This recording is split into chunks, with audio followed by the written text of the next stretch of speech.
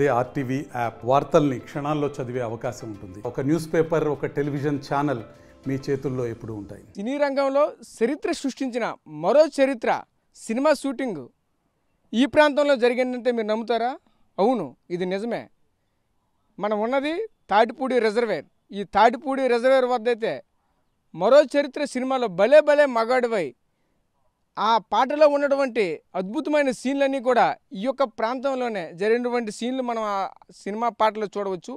అదేవిధంగా దాంతోపాటు సినీ రంగంలో ఉన్నటువంటి ప్రముఖ హీరోలంతా కూడా ఈ ప్రాంతాన్ని ఎంచుకున్నారు. దానికి ప్రధాన కారణం ఈ ప్రాంతంలో ఉన్నటువంటి ప్రకృతి అందాలు. ఈ యొక్క ప్రకృతి రమణీయమైనటువంటి అందాలతో ఈ యొక్క ప్రకృతి సోయగాల మధ్య ఏర్పడిన సహజ సిద్ధంగా ఏర్పడినటువంటి ఈ రిజర్వేర్ వద్ద అయితే ఎన్నో సినిమాలకైతే షూటింగ్కి నిలయంగా మారింది. ఈరోజు ప్రధానంగా మనం చూసుకుంటే అగ్ర సినీ హీరోలు అయినటువంటి మెగాస్టార్ చిరంజీవి కావచ్చు, బాలకృష్ణ కావచ్చు, కమల్ హాసన్ కావచ్చు, ఇలా మరందరికో ఈ యొక్క ప్రాంతంలోనే ఎన్నో సినిమాలకైతే షూటింగ్కి నిలవైనటువంటి ప్రాంతం తాటిపూడి రిజర్వేర్.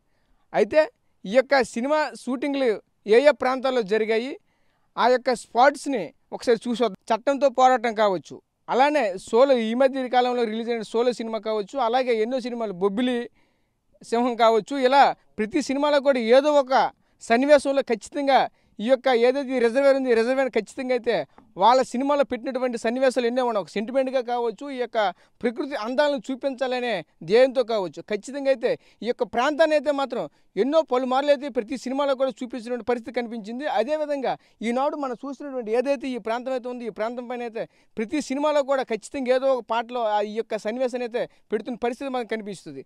ఏదైతే మనకు కనిపిస్తున్నటువంటి ఈ యొక్క బ్యాక్ సైడ్ కనిపిస్తున్నటువంటి ఈ వాల్ ఉందో, ఈ వాల్ అంతా కూడా ఆ సినిమాలో సుమారుగా చూసుకుంటే 2.5 నిమిషాల పాటు ఈ యొక్క వాల్ని చూపిస్తున్న పరిస్థితి కనిపిస్తుంది. అదేవిధంగా మరోవైపు చూసుకుంటే ఈ చట్టంతో పోరాటంలో ఉన్నటువంటి ఆ పాటల్లో కూడా ఈ యొక్క ప్రాంతం అయితే మాత్రం చూపించిన పరిస్థితి కనిపిస్తుంది. అదేవిధంగా మరోవైపు చూసుకుంటే ఈ యొక్క బొబ్బిలి సింహంలో చూసుకుంటే క్లైమాక్స్ సీన్ అంతా కూడా ఈ యొక్క ప్రాంతంలోనే కనిపించినటువంటి పరిస్థితి కనిపిస్తుంది. అదేవిధంగా ఇక్కడ నుంచి చూసుకుంటే ఆ యొక్క బాంబులు వేయడము, అలాగే దాంతోపాటు రావు గోపాలరావు ఆ లాస్ట్లో క్లైమాక్స్లో ఎంటర్ అవ్వడం, ఇదంతా కూడా ఈ యొక్క ప్రాంతం నుంచి అయితే మాత్రం టెలికాస్ట్ అయిన పరిస్థితి మనకు కనిపిస్తుంది.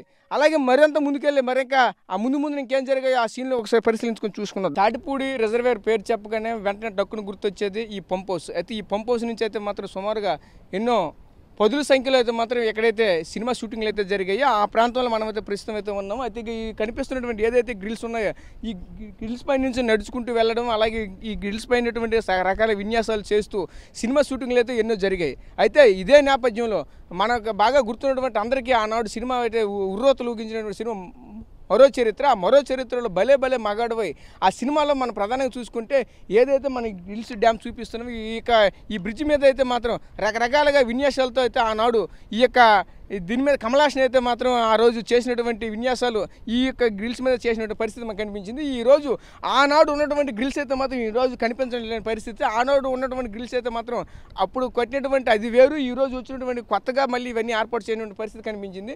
ఈరోజు అయితే మాత్రం ఆ రోజులో ఈ రోజు అయితే మాత్రం ఇక్కడైతే ఎటువంటి అట్మాస్ఫియర్ కూడా కనిపించినటువంటి పరిస్థితి. రోజు కూడా అసలు ప్రధానంగా మనం చూసుకుంటే రోజు కూడా ఈ యొక్క ప్రాంతం అయితే అభివృద్ధి చెందవలసింది.